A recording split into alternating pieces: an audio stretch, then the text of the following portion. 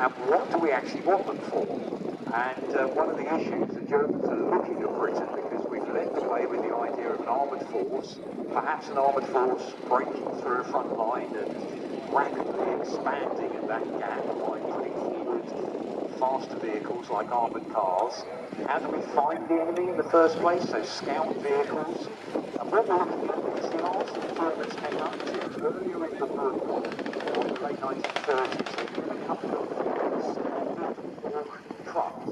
Now these are slightly souped up Land Rotary. They take the bodywork off and they put that angled armour plate you can see out there. The first one is something called a 2-2 SDKFZ. It basically means they're special vehicles.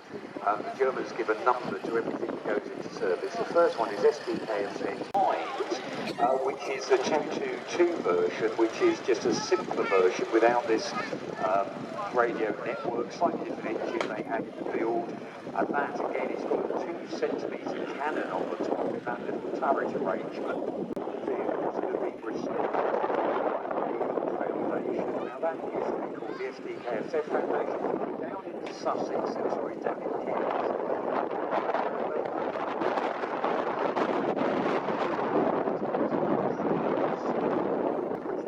Where they can, or to original specifications. You see of restorations, it's not one's better or one's worse.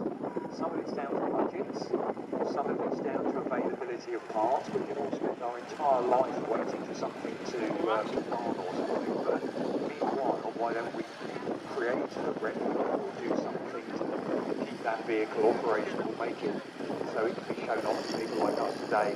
And they're complete replicas as well, where there's nothing original, but people have built things, as we saw with that earlier story.